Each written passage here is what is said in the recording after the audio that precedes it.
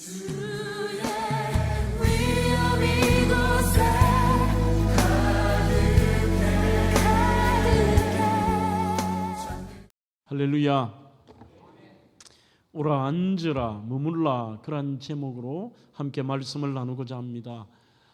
몇 개월 전에 네팔을 국민일보 기자와 함께 방문했을 때 카트만두에서 남서쪽 마카암푸르라고 하는 곳으로 차량으로 약 3시간 이동해야 되는 곳입니다. 그곳 산 아래에서 무려 산을 10바퀴 한 반 정도 도는 것 같습니다. 그렇게 오르니 해발 1100m까지 올라갔습니다. 그 중에 2바퀴 정도 돌았을까요? 그 길가에서 어떤 아주머니, 할머니의 그 사진을 제가 하나 찍었습니다. 이렇게 집차를 타고 비포장을 지나가는데 그때 저 앞에서 오시는 이 할머니의 모습이 얼마나 제 가슴을 좀 아프기도 하고 좀 충격을 받으면서 차량을 좀 천천히 가라고 해서 급하게 휴대폰으로 한 장 찍은 사진입니다. 이 사진을 보면서 저는 참 저분의 삶의 무게, 짐 자기가 머리에 이렇게 해서 지고 있는 짐의 무게도 참으로 무겁겠습니다만 삶의 무게가 참 무겁다, 이런 생각이 들었고, 그 일정에 일주일 가까운 일정 가운데서 처음부터 끝까지 제 머리에 남아 있었던 단어가 바로 헬라어 코피아우라는 단어입니다. 오늘 예수님이 언급하신 바로 수고와 짐이라고 할 때에 쓰는 단어이죠. 바로 그 코피아우, 삶의 짐이 참 무겁구나라는 이 한 여인을 통해서 깨달을 뿐만이 아니라 위에 이제 드디어 약속의 장소에 가니까 아주 허름한 교회 안에서 120명의 아이들이 예배를 드리고 있었습니다. 그런데 그 아이들이 동일한 인사를 저를 보고 하는 인사가 자이마시라고 하는 인사였습니다. 왜 나마스데라는 인사를 하지 않고 자이마시라는 인사를 했을까 물어보니까 바로 그 자이마시라는 뜻 자체가 예수 그리스도 승리, 이런 뜻이라고 합니다. 예수님의 승리. 뿐만 아니라 예배와 제가 그 아이들에게 식사를 대접한 이후에 망갈리 가한이라고 하는 17살짜리 소녀의 집을 방문하게 되었는데 3평 남짓한 방 2칸이 전부였고 참 척박한 시설 속에서 부모님은 불교 신자였습니다. 그런데 희한하게도 이 부모님들이 기독교에 대한 거부감이 전혀 없었습니다. 아버지는 68세의 옥수수 소장농이었고, 그리고 어머니도 어떤 일이 없고 눈에 장애도 있었습니다. 이 아이가 망갈리가 그 집에서는 굳은 일들을 다 하는 그런 아이였는데 참 밝고, 그리고 이 아이가 신실한 아이였습니다. 제가 갑작스럽게 아이에게 질문을 해봤습니다. 너의 소원이 무엇이고 너는 장차 커서 무엇이 되고 싶으냐고 하니까 의외의 답이 나왔습니다. 나는 열심히 공부해서 의사가 되겠다는 것입니다. 왜 의사가 되고자 그렇게 말을 하느냐 물어보니까 엄마 아빠가 나이도 많고 돌볼 사람이 없는데 아픈 곳이 너무 많다는 거예요. 그래서 그 부모님을 자기가 책임져야 되는데 이 부모님의 그 아픈 곳을 치유해 드리고 싶은 의사가 되고 싶고, 자기가 예수님을 믿으면서 진짜 이 네팔 같은 어려운 나라가 많다는 이야기를 들었다. 그래서 자기가 형편이 되면 이런 어려운 나라에 의료 선교를 하고 싶다라고 하는 그런 얘기를 현장에서 들었습니다. 이 발달센터를 통해서 그 동네에서 어른들이 2배, 아이들은 무려 10배의 기독교인들이 늘었습니다. 주거시설과 환경, 화장실, 또 신발, 생필품, 식량, 물 뿐만 아니라 거기에는 척박한 환경 속에 벌레와 거미, 흙더미 속에서 생활하는데 방문 내내 제 가슴 속에 와닿았던 것이 무엇이냐 하면 바로 삶의 짐이라고 하는 것. 삶의 수고와 짐이 참 많다. 저 17살 소녀에게도 어찌 보면 표현하기가 그렇지만 그 부모에 대한 짐들, 책임들, 삶에 대한 수고들이 참 많았습니다.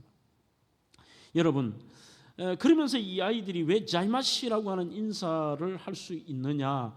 그들은 예수님 안에서 이 아이들이 그 무거운 짐들이지만 믿지 않는 아이들보다 좀 가볍게 생각하고 그 아버지의 말을 잊을 수가 없습니다.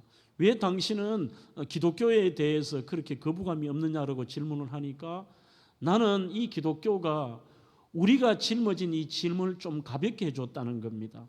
그 아이에게 하루에 2끼의 식사를 주고 컴퓨터를 가르쳐주고 옷을 주고 학용품을 주고 이 아이들을 교육해서 내가 져야 될 짐들을 교회에서 져주었기 때문에 나는 교회를 참 감사하게 생각합니다. 그러면서 그 발달센터가 있는 이 내거리의 이름 자체도 바로 기독교인 거리라고 하는 이름을 지어줬던 것을 볼 수가 있습니다. 오늘 저는 이 여인의 사진으로 설교를 시작하는 것은 저렇게 척박한 정말 수준이 낮고 경제 사정이 형편이 없는 나라에만이 백성들의 짐이 무거운 것이 아니라 어찌 보면 인간의 삶에는 수많은 무거운 짐들을 우리는 떠안고 또 그 짐을 눈에 보이지 않지만 그 짐을 지고 살아가는 존재가 아니냐. 그러면서 저는 엘렌 본의 오라 앉으라 머물라는 책에서 오늘 설교의 제목을 따와 보았습니다. 정말 이 시대에는 어떤 대상이 우리를 향한 초대 그리고 함께하자라고 하는 앉으라고 하는 메시지와 평안과 쉼을 얻는 머뭄의 이런 안식이 필요한 시대가 아닌가라고 생각을 해보는 것이죠. 오늘 이 책 오라 앉으라 머물라에 보면은 모든 사람들에게는 그 4가지의 짐 중에 하나는 짊어지고 있다는 것입니다. 첫 번째는 죄의 짐입니다.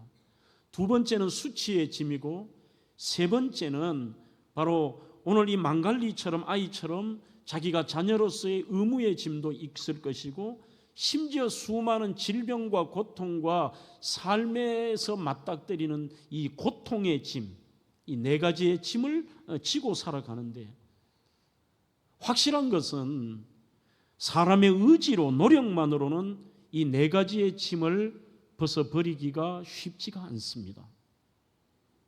사랑하는 성도 여러분, 오늘 이 땅에 살아가는 분들 그리고 다음 세대들을 바라보아도 저 아이들에게 무슨 짐이 있어 혜택을 누리고 살지 하지만 이 아이들이 청소년들은 청소년들대로 청년들에게도 대화를 나누어 보면 그들에게만의 또 이런 무거운 삶의 짐을 지고 간다는 것을 알 수가 있습니다. 그래서 저는 대면교회 목회를 하면서 어느덧 제가 20여 년 가까운 세월에 오랜 목회 속에서 느낀 것이 뭐냐, 성도들을 만나면 만날수록 이들이 참 믿음으로 견디지 이 어깨에 지고 있는 짐이 너무 무겁다, 이 삶이 만만치 않다라는 것을 느낍니다. 그래서 제 목회 방향이 맞는지 틀린지는 모르지만 제가 생각하는 교회의 본질은 뭘까? 이 한국 교회가 너무 이 짐을 지고 있는 성도들에게 더 큰 짐을 교회에서 하나 더 얹어주는 경우도 많다는 거예요. 그래서 1년 365일 중에 일주일 내내 교회를 출입하고 뭔가 교회의 활동과 그리고 이 교회에서 하는 일들에 동참하지 못하면 뭔가 패배자 것처럼 보이고 신앙이 문제가 있는 것처럼 보이면서 이들이 또 다른 그런 짐을 지고 가지 않느냐. 우리는 어찌 보면 주님께서 교회 안에서 소금이 되고 빛이 되고 여기서 열심히 살라는 말씀보다 너희들은 세상 속에 들어가서 빛이 되고 세상에서 소금이 되라고 말씀하셨고 우리는 그곳 세상 속에서 믿음으로 살아야 되는 존재인 것입니다. 그들 속에 내가 그리스도인이라는 걸 드러내야 되는데 어찌 보면 교회에서 지쳐버려서 일주일의 세상 속에 더 힘들게 지내는, 좀 이거는 아닌 것 같아요. 좀 아닌 것 같아요. 뭔가 여러분들이 일주일 내내 세상 속에 그 무거운 짐들 속에 의무의 짐과 고통의 짐과 삶의 그 짐들을 지고 살아가시다가도 뭔가 이 주일날 오셔서 위로도 받고 용기도 얻고 회복도 되고 치유도 되고 힘도 얻으면서 또다시 힘들지만 세상 속으로 나가 한 주 살다가 지치고 지쳐 또 그러면 와서 힘을 얻는, 이게 오히려 교회의 역할이 아닐까, 그런 생각을 해보는 거예요. 그래서 여러분들의 삶 속에 아마 저희 교회는 새가족들이 많습니다만 이런 걸 느끼지 않습니까? 대면교회 오니까 푸시는 하지 않는다. 이 푸시가 여러분들 마음대로 살라는 의미가 아닙니다. 믿음의 결단도 하고 주일 와서 위로를 얻지만 삶 속에서 그리스도인으로 사는 거예요. 뭐 좀 교회 봉사 좀 안 하면 어때요? 여러분들이 뭔가 교회 자주 안 오시면 어떠냐는 거예요. 이거보다 중요한 것은, 교회 일을 하는 것보다 더 중요한 것은 여러분들의 삶 속에서 뭔가 그 주님과 동행하는 삶을 살고, 거기에서 이 교회는 친정이 되어주고 위로자가 되어주고 좀 힘을 얻으면 어떨까? 이거는 제 생각이에요. 여러분들, 기독교의 신앙은 오늘 또 예수님이 말씀합니다. 우리의 짐을 거기 하나 더 얻는 것이 예수님이 원하시는 게 아닙니다. 오히려 그 짐을 가볍게 하고 그 짐을, 세상의 짐을 지을 수 있도록 그렇게 하는 게 교회의 역할이고 기독교인의 삶이 아닐까요? 삶의 고통과 무거운 짐진 자들에게 유일한 희망은, 오늘 저는 결론부터 말씀을 드립니다. 이 땅의 답으로는 여러분들의 그 짐을 가볍게 할 수도 벗어낼 수도 없습니다. 유일한 희망은 이 땅에 오셔서 우리가 겪었던 고통을 똑같이 겪어보셨고 죄의 문제를 위해 십자가를 지시며 부활하신 예수님께 나오고 그분을 통하여 힘을 얻고 그분을 통하여 함께하는 것 이외에는 다른 방법이 없더라는 거예요, 이게. 그래서 이 아이들의 고백에서도 이 네팔 그리스도인들이 자이마시, 예수님 안에서의 승리, 그분 안에서의 쉼을 찬양하고 고백하는 것입니다. 교회만이라도 쉼과 위로와 회복과 재충전의 모임이 되면 얼마나 좋을까요? 더 무겁게 책망과 고통과 그리고 짐을 지우는 것은 분명히 아닌 것입니다. 그래서 저희 교회는 소그룹도 매일 소그룹 모여라, 매주 모여라, 이렇게 해라, 모여서 성경 공부해라, 이거 아니에요.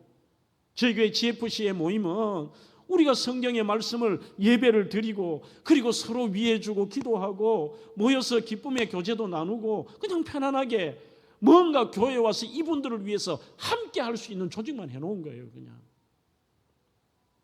히브리서 4장 14절로 16절에 그러므로 우리에게 큰 대제사장이 계시니 승천하시는 이 곧 하나님의 아들 예수시라, 우리가 그 믿는 도리 이것을 굳게 잡아야 된다는 겁니다. 왜냐? 그분은 대제사장이신데 우리의 연약함을 동정하지 못하실 리가 아니요, 모든 일에 우리와 똑같이 고난을 당하시고 고통을 당하시고 시험을 받은 자로되 우리 예수님은 죄가 없으시니라, 그렇게 말씀하고 있습니다. 그러므로 우리는 긍휼하심을 받고 그분의 때를 따라 돕는 은혜를 얻기 위하여 담대히 은혜의 보좌 앞에 나가라, 그렇게 말씀합니다. 오늘날 이 땅에는 수많은 무거운 짐을 진 자, 수고로 지쳐 있습니다. 상처와 온갖 마음의 무게로 힘들어하는 분들이 많습니다. 잠자리에 누워도 무거운 삶의 짐을 벗어버리지 못하고 신음과 고통하며 날밤을 새는 분들도 있습니다. 의외로 우리가 알지 못하는 수많은 짐들. 오늘 제가 이 설교를 구상을 하게 된 것은 3주 전입니다.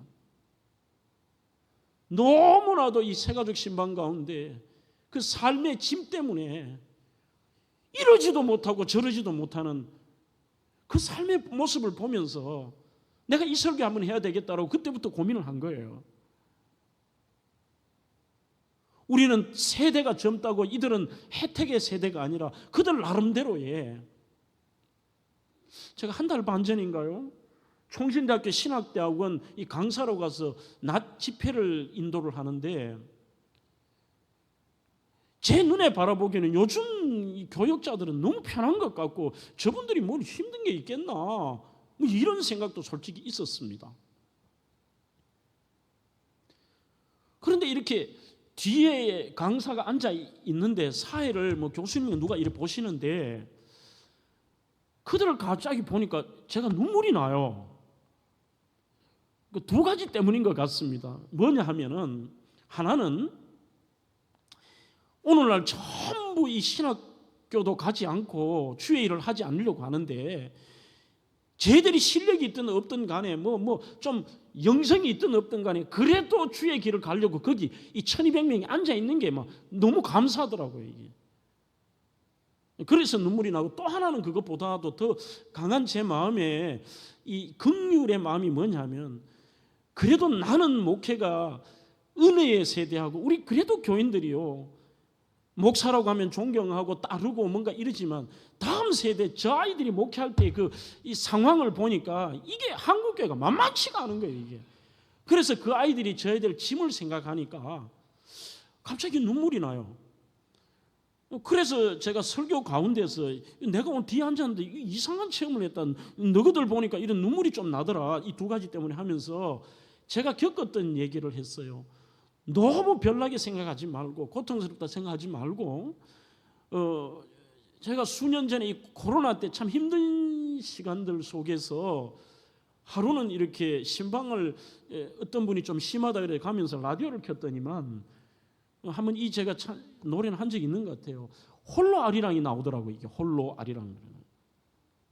뭐 저 멀리 동해 바다, 뭐 외로운 섬, 뭐 이렇게 하는데 뭐 그거는 가사는 제기 안 들어오고 그 참 힘든 시간에 그 뒷부분의 가사가 너무 제 마음에 하나님이 저를 위로해 주시는 것 같더라고요. 주님을 묵상하며 이걸 듣는데 이거 후렴 가사에 가다가 힘들면 쉬어가더라도 손잡고 가보자 같이 가보자 하는데 나는 거기에 주님을 대입을 한 거죠.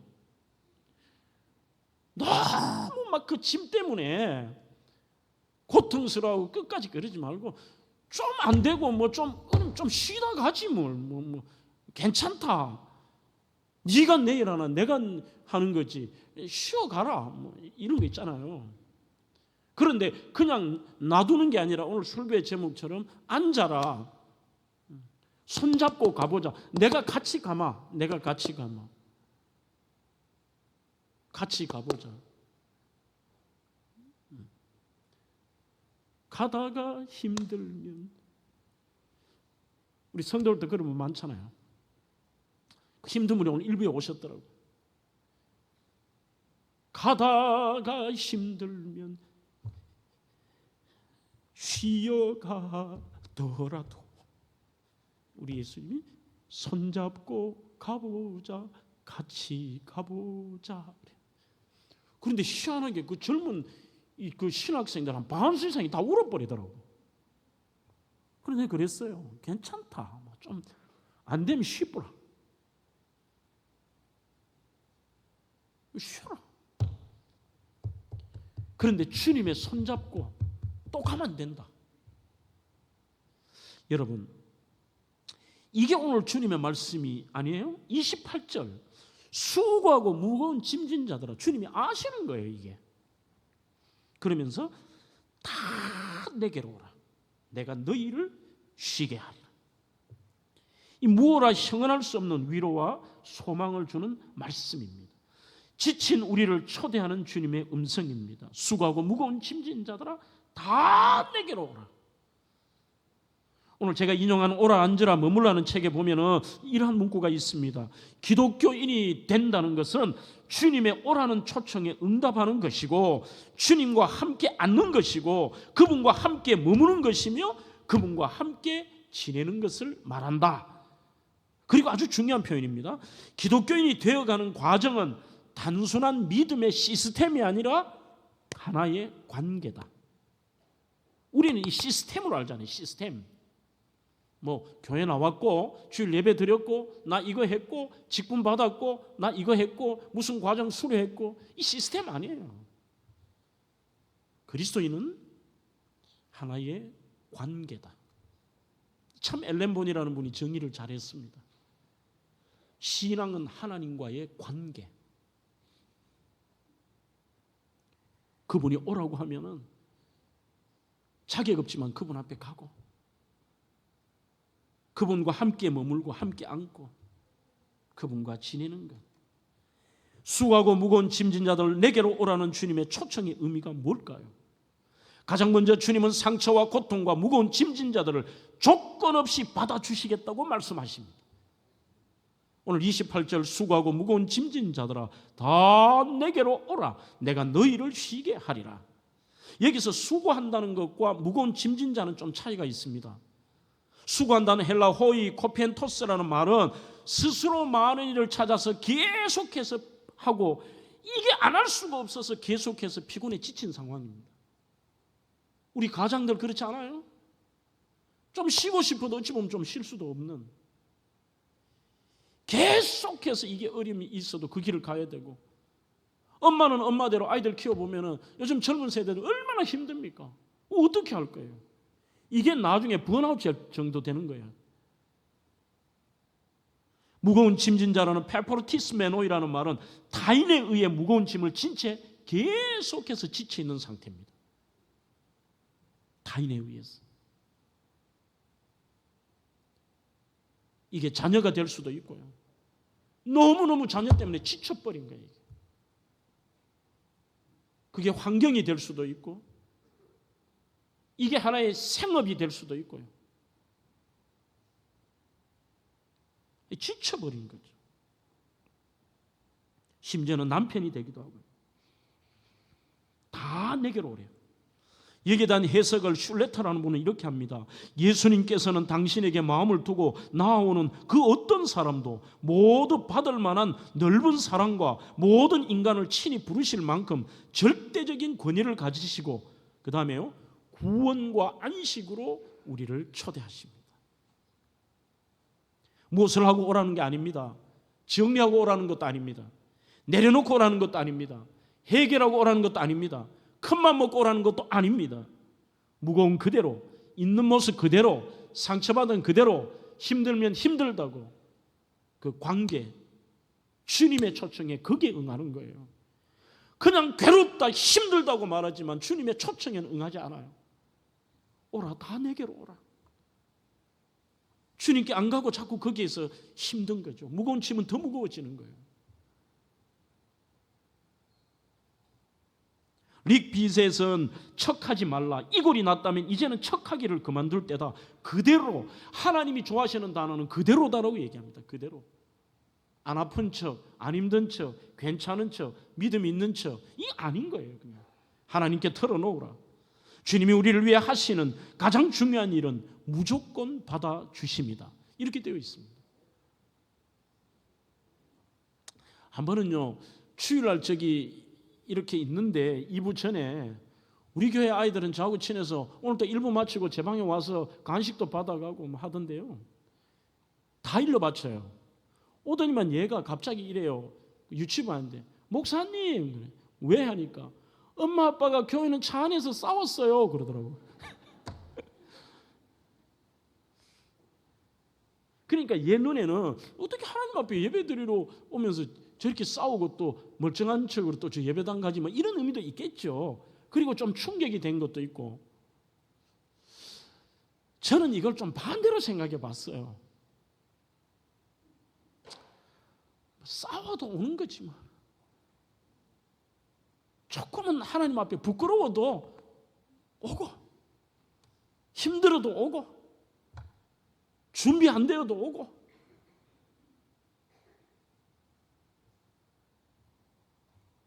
무엇을 했는지 왜 그랬는지 무슨 문제인지 이거 꼭 보험 문구 같은데 묻지도 따지지 않습니다. 주님 묻지 않아요. 너 왜 그랬어?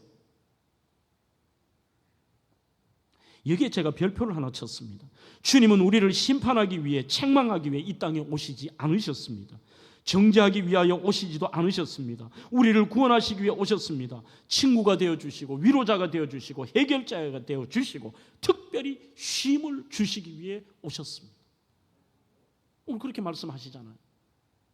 그러면 우리의 태도만 중요해요. 히브리서 10장 22절에 그러므로 참 마음과 온전한 믿음으로 하나님께 나아가자.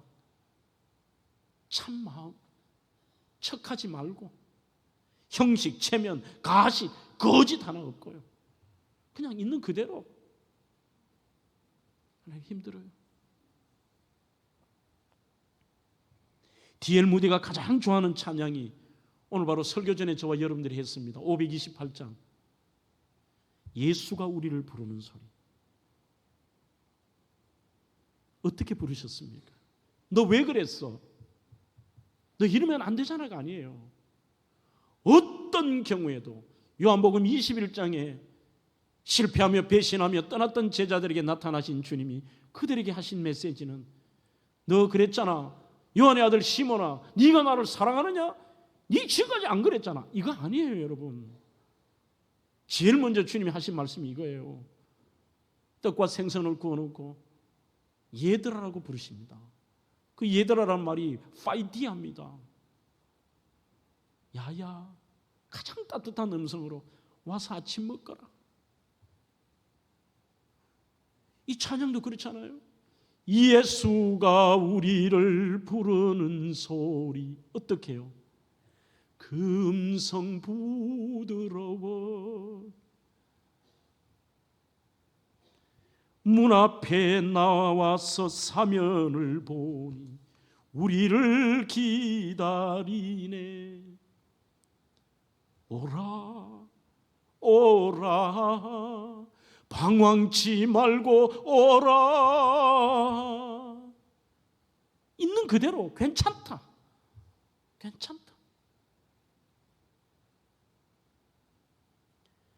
켄 가이어의 폭풍 속의 주님이라는 책에 보면 그는 챕터 1에서 이렇게 말합니다. 삶이 내게 무엇을 묻더라도 하나님을 기억하십시오. 좀 이해가 안 되면 이 책에서 그가 했던 예가 있습니다.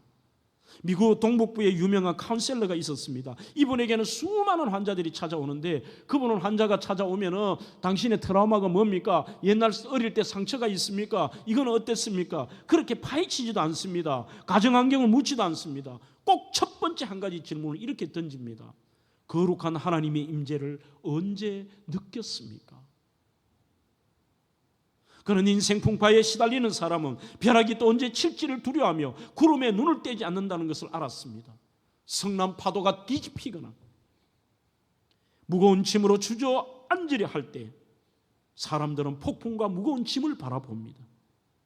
카운셀러가 이런 질문을 한 것은 신실한 하나님이 곧 우리 영혼의 피난처이고 반석이고 힘을 주시는데 그 순간에 당신이 하나님의 임재를 느꼈냐는 거예요. 그거 느끼면은 폭풍 속에서도 평안을 얻고 힘을 얻을 수 있는데요. 구약의 다윗이 좋은 예입니다. 사무엘상 30장에 나오죠. 3절로 4절에 보면은 참 다윗의 인생이 힘이 없습니다.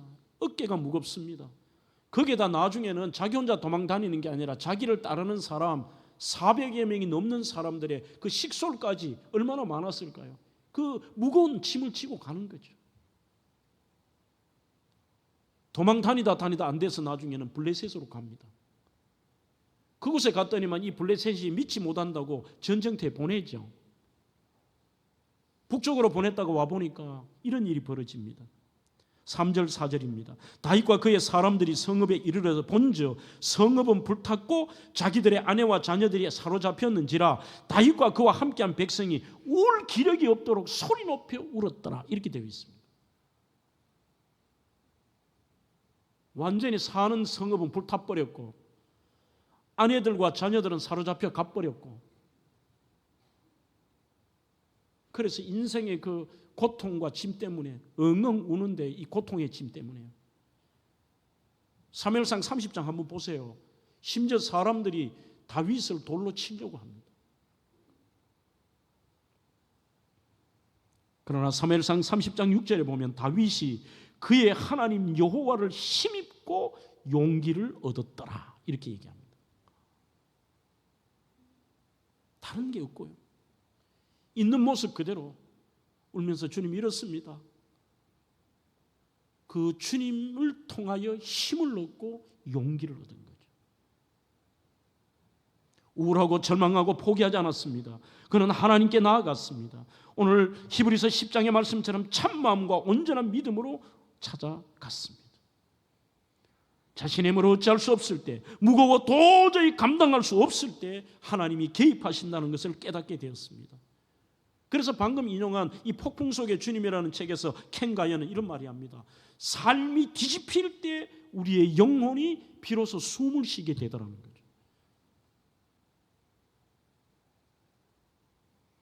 하나님은 바깥 상황을 바꾸시는 기적을 일으키기도 합니다. 막 드라마틱하게 사무엘상 7장에 나왔듯이 오니까 막 우레를 발해가지고 기적같이 쫓아버릴 수도 있습니다.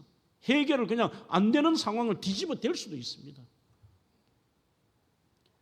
하지만 폭풍이 그치는 기적을 보장하지는 않으십니다. 그분은 자녀의 평안을 보장하십니다. 그러니 폭풍이 멈추든지 안 멈추든지 그 짐이 계속 무겁든지 어떻든지 간에 무거운 짐을 완전히 벗어버리기도 할 수 있는 기적을 하시지만 어떤 경우에도 평안은 보장하신다는 거예요. 두 번째로 주님이 주시는 이 쉼을 누리기 위해서는 두 가지의 받아들이는 게 필요합니다. 29절입니다. 나는 마음이 온유하고 겸손하니 나의 멍에를 메고 내게 배우라. 그리하면 너희 마음이 쉼을 얻는다. 이렇게 말씀합니다. 그러면 두 가지가 뭘까요? 첫째는 주님이 지게 하시는 그 멍에를 받아들이라는 겁니다. 그 고통의 짐과 멍에를 받아들이라는 거예요.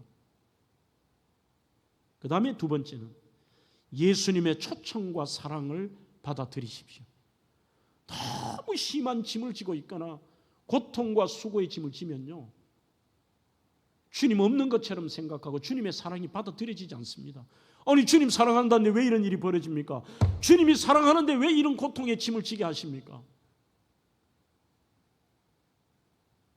얘야, 내가 있는 자리에서 일어나 내게로 오거라. 내가 너희를 쉬게 하겠다. 너의 짐을 너 혼자 지려고 하지 마라. 피하지 말고 받아들이라는 말은 주님이 함께 지시겠다는 거예요.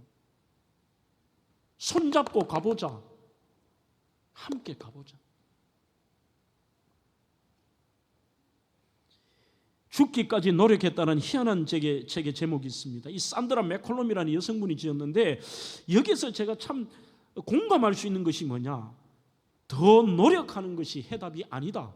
우리는 더 노력하는 게 해답인 줄 알 거 아닙니까? 지금보다 더 노력하고 지금보다 더 참고 지금보다 이것들에 대한 더 최선을 다하면 될 거라고 생각합니다. 아닙니다. 여러분들의 인생에 더 노력한다고 됐습니까? 노력하니까 삶의 평안이 찾아왔습니까?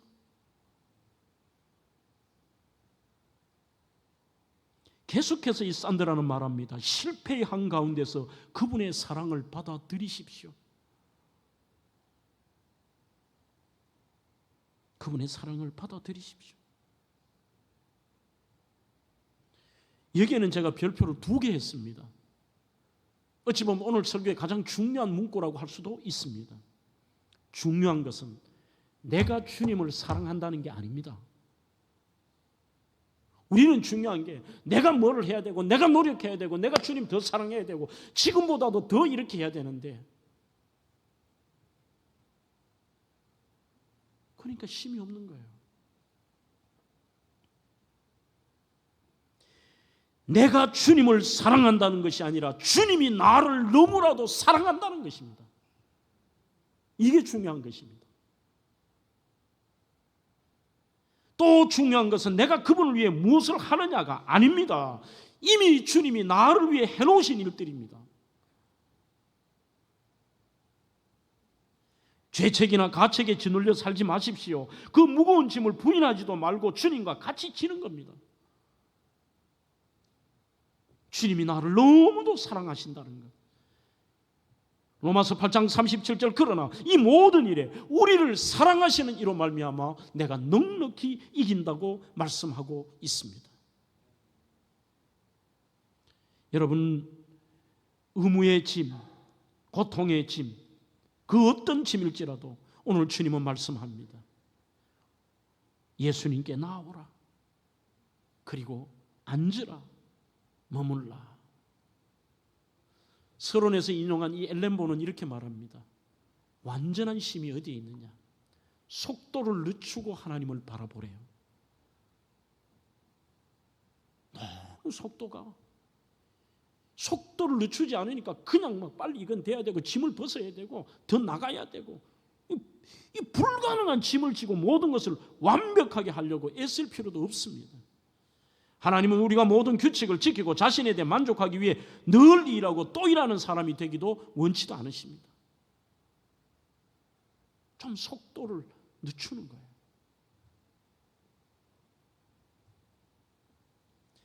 호레이쇼 스패포드의 스토리는 많이 들어보셨죠? 이 호레이쇼 스패포드는 1800년대 말에 1860년대부터 시카고의 법률회사 회장으로 있던 분입니다. 그리고 유명한 아이비리그의 법대 교수였고 큰 대학의 이사까지 했던 정말 잘 나가는 분이었습니다.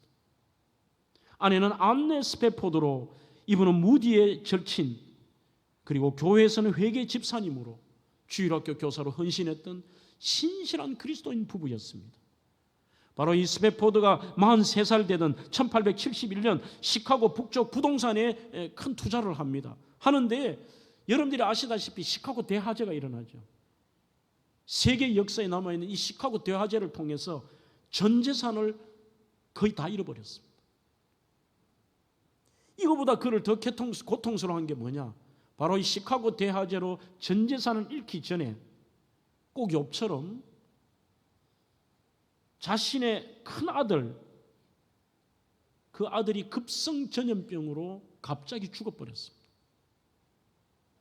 죽고 아직도 그 슬픔이 자신의 삶을 짓누르고 있는데 완전히 그냥 재산까지 다 날렸습니다. 아, 쉼이 필요하다. 쉼이 필요하다. 그래서 속도를 늦추기 위해서 1873년 아내와 네 딸을 데리고 영국과 유럽 여행을 하면서 그때 무디 선생님이 유럽 집회를 할 때 내가 도와야 되겠다고 생각을 합니다. 드디어 1873년 11월 15일 아내와 네 딸을 데리고 프랑스 여객선 빌르 드 아부로를 탔습니다. 뉴욕항을 출발하기 전에 이제 그가 새로운 사업을 이제 시작을 했는데 그 사업을 함께하는 파트너가 배에 올라온 거예요. 야, 지금 이거 당신 빨리 결정해야 되고 이거 처리해 놔놓고 유럽으로 가라는 거죠. 그래서 할 수 없이 딸과 내 딸을 먼저 가고 내가 일 처리를 하고 뒤따라 가마. 다음 배를 타고 갈게라고 하고 내렸습니다. 하지만 11월 15일에 출발했던 배가 22일 새벽 2시에 대서양에서 락현호와 정면 충돌을 합니다. 해서 그 배에 타고 있던 226명이 사망을 하고 몇 사람만이 이제 생존을 했습니다. 아내와 아이들이 어떻게 된지도 모르는 절망의 9일을 보냈습니다. 드디어 웨일스 카디브에 도착했던 아내는 딸은 냈다 죽고 아내만 구출당했습니다. 전보가 왔습니다. Saved alone. 혼자 살아남았다. 충격의 충격이죠. 시간을 보낸 후에 자신도 그렇지만 자녀를 잃어버린, 아들을 잃고 나서 딸도 잃은 그 아내를 생각하니까요, 이 아내를 위로하려고 드디어 그 다음 배를 타고 출발을 합니다. 가는데 선장이 그것을 아니까 바로 그 딸들이 죽었던 그 위치를 지나가면서 지금 이 배는 당신 딸들이 잠긴 우물리를 지나간다고 얘기합니다. 아픔과 슬픔으로 밤이 새도록 하나님께 부르짖습니다. 하나님에 대한 신뢰와 평안이 새벽녘에 찾아옵니다. 그런데 희한한 게 있습니다. 그렇다고 애들이 살아 돌아옵니까? 환경이 달라집니까? 지금까지 이 땅에서 자기가 경험해 보지 못했던 놀라운 평화를 얻게 돼요. 여전히 하나님이 나보다 더 하나님이 고통스러워하시고 하나님의 뜻이 있는데 나를 사랑하신다는 것. 그러면서 그가 선실에서 그때 느꼈던 이 평안과 감정을 가사를 써요. It's well. It is well. With my soul, God's will be done. 그래서 드디어 가서 아내와 함께 하나님께로 그들이 가고 거기서 쉼을 얻고 다시 돌아옵니다. 돌아왔을 때 그 감동에 적은 가사를 무디의 음악 전도사였던 필립 브루스에게 내가 이런 일이 있었다고 보여주니까 이 필립 브루스가 그 자리에서 곡을 붙인 거예요. 이게 그 유명한 우리가 부르는 잘 아시는 곡이죠. 평안해 평안해 평안해 평안해. 내 삶이 평화가 임할지라도 아니면 큰 물결이 일어나 그 물결이 완전히 덮었을지라도 내 영혼 꼭 그의 고백이에요. 내 영혼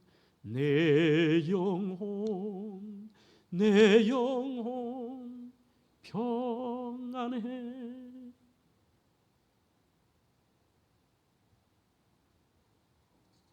사랑하는 성도 여러분, 하나님의 사랑을 우리가 어찌 그리 다 알겠습니까? 우리의 눈으로는 때로는 이해가 되지 않고 받아들이기도 어렵지만 그 환경과 무거운 짐도 받아들여야 되지만 우리는 하나님의 사랑을 받아들일 때에 놀라운 힘을 얻게 됩니다. 에베소서 3장 17절로 19절에 믿음으로 말미암아 그리스도께서 너희 마음에 계시게 하옵고 즉 주님을 받아들이고 너희가 사랑 가운데서 뿌리가 박히고 터가 굳어져서 넘치는 그리스도의 사랑을 알고 즉 그분의 사랑을 받아들이고 그 너비와 그분의 길이와 그분의 높이와 그분의 깊이가 어떠함을 깨달으라. 그렇게 말씀하고 있습니다. 이제 마지막 말씀을 정리하려고 합니다. 주님과 함께 멍에를 메고 가면 멍에가 없어진다는 것이 아니라 쉽고 가벼워진다고 말씀합니다. 오늘 30절에 이는 내 멍에는 첫째 쉽다, 크레스토스, 부드럽다는 뜻입니다. 은혜스럽다는 뜻입니다. 좋다는 뜻입니다. 결국은 우리가 그것을 부드럽게 받아들일 수 있는 거예요. 그리고 그것이 결국은 은혜스럽습니다. 또한 가볍습니다. 주님의 짐을 지는 방법을 두 가지로 소개하는 게 온유와 겸손으로 말씀하고 있습니다. 여러분, 온유와 겸손이라는 뜻은 겸손은 자기 스타일이 없습니다. 자존심이 없습니다. 내려갈 곳이 없습니다. 그래서 그 짐을 지는 것입니다. 우리가 이렇게 주님과 함께 짐을 지게 되면 세 가지의 회복도 일어납니다.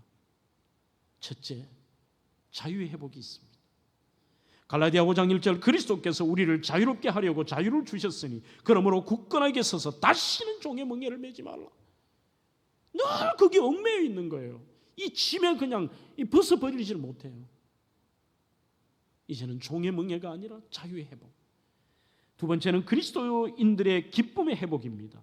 그리스도 안에서 주어지는 것이므로 외부 환경으로부터 쉽게 빼앗기지 않는 기쁨의 회복.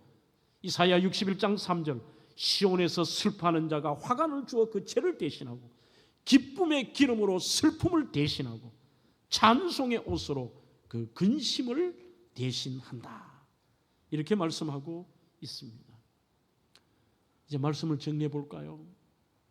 여러분, 이 땅에 사는 누가 그 짐에서 완벽하게 자유로울 수 있겠습니까? 그런데도 주님은 우리에게 이렇게 말씀합니다. 수고하고 무거운 짐진 자들아 다 내게로 오라. 내가 너희를 쉬게 하리니. 내가 주는 멍에는 네가 지금은 힘들지만 받아들이거라. 내가 함께 지마. 내가 함께 지마. 그리고 네가 그것을 좀 쉬울 수 있도록, 네가 거기서 자유할 수 있도록 내가 힘주마. 그리고 내 안에서 참되게 안식을 누려라. 오늘 또 주님은 우리에게 그렇게 말씀하십니다. 나에게로 오라. 그리고 나와 함께 앉자. 나와 함께 머물자. 내가 너를 사랑한다.